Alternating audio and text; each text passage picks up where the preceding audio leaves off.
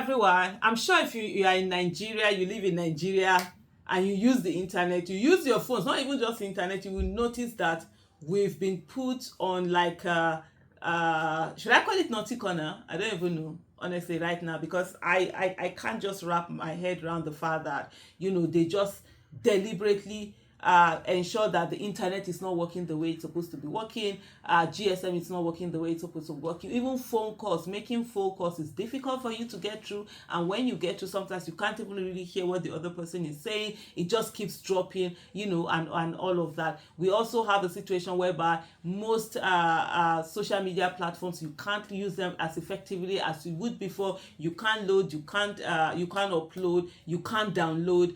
Even WhatsApp and all of WhatsApp calls have been off in the last, I think, more than 48 hours. We can't make WhatsApp calls. You try to make WhatsApp calls, it's not going through. You're trying to put in, send messages, they are not going through. All the craziness that have been happening. And I think is it the Minister of Digital, what's Bosi Tijani's platform, apparently was on TV, and he mentioned the fact that, because people are at home and then there's more usage. Please.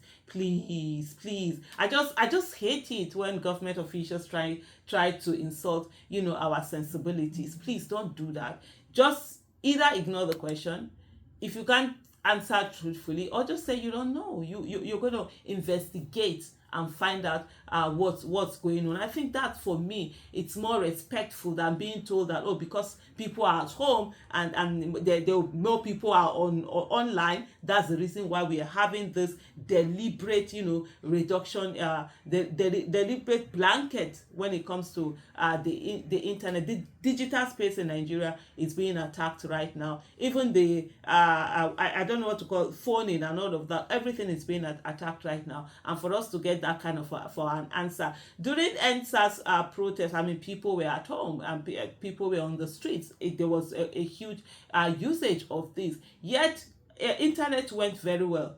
And everything, people, you could tweet, you could download, you could carry videos, you could do things, so that didn't stop anything. So why are you now coming out to tell us that, oh no, that maybe there are more users in this? It was after I think it was in 2021, I think, when Buhari decided, as a dictator and a tyrant, to shut down Twitter. And he did that he did that boldly. He did that with his audacity. He came out, not this trying to go through the back, being so underhanded, being so slimy. When they say a green snake under a green grass, because this is what all of this is all about. You don't have the guts to come out and say, oh, you're shutting down the internet completely. You're just going down and reducing it effectively and ensuring that it's not working in the way that it's supposed to work. That's so shady. That's so cowardly. For me, it's really it just makes one's skin crawl. It makes one cringe to say that these are the kind of people who have rigged their way into office, who are there managing the affairs of the people and destroying the affairs of the people. The NCC should know that it's an institution and it's supposed to be beyond, above anyone coming to tell them to do one thing or the other. There have been accusations, there have been reports that the NCC it's part of this all and this. Not, I think I saw, the thing is that I can't even open those things to read them out to you right now. It's been so frustrating. A lot of videos I normally will download or upload or share. It's really, this video that I'm even doing, I don't even know when you're going to be able to see it. It's taking almost forever for things to get uploaded. But there was a report that NCC is in connivance in all of this, and also the telcos, the telecommunication companies. I think they really need to sit up. They really need to talk to the people. There's a lot of anger. You saw what happened when MTN, it was just all of a sudden people's numbers were being bad, and the way when people, you could see thousands of people at their different offices, and that really, and people were not getting the kind of services that they deserve to get. And that infuriated a lot of people, and some of them went on, they were brought down the fence and all of that. The following day, MTN closed down all their offices nationwide. So I think it's very important for telcos not to take a fall for the inability of government to provide good governance to the people, and not to allow themselves to be used against the people. Because right now I can tell you there's so much anger. Don't bring that wrath upon yourself. Let the federal government face the things that it had created, the monster that it had created by its bad policies, by its bad governance, by its lack of accountability, by its lack of transparency, by its refusal to reduce the cost of governance, by its bad policies and all of that, and let them not be the ones to take this. It's really incredibly shameful that in this 21st century, 2024, that the government think they're going to shut down the voices of the people. They are going to, clamp down on the people. They are going to refuse the people the opportunity for them to hear each other, to share what is happening, and then they will go on and keep doing what they're doing, the way they like, against the people. And for me, I think I need to there's something I think this illegitimate government is not understanding. This is beyond civil society organizations coming out to make demands on things that need to be done in the country. This is beyond activists, advocates, concerned Nigerians coming out to make demands on behalf of the country to a government based on things that are happening.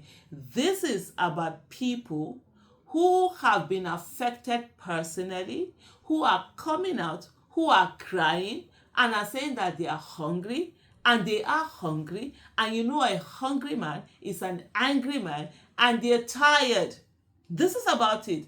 And one of the things also that I think this illegitimate government is really not taking a cognizance of is the fact that information is available to a lot of people. It wasn't during my time when I was a youth, and when all I had of information was what government would allow me to get when it came to current information. Yes, I could get other information from the books I read and all of that, but when it came to current information, it was mainly and wholly controlled by the government. And so the government could set its own narrative. The government could tell the people what it is that they wanted the people to hear, and what it is they didn't want the people to hear. They will kill the news, they will put a media blackout, and the people wouldn't hear it. So as a youth, as a teenager, there were a lot of things that I was denied the opportunity to be able to know about that. But social media has changed that, and the youth of today, they have access to information. They hear what is going on, they hear the things that are going on. Even if they can't read, they have medium where it is broken down to them in a way that they can understand. Some, it is even their language they hear. There are some social media platforms. I'm not going to name names now. The government is so bereft of ideas. The next thing that they go and be clamping. There are some social media platforms where you see different languages being spoken. People find different niches. They tell people what is going on. So they hear about their monies that you're wasting. They hear about their monies that are being stolen. They hear about all these things. And there's anger building. And there's anger on the street. So don't think this is about the normal excuse that you guys use. Some disgruntled politicians trying to whatever. No. It is people that are angry, and it is a protest for survival.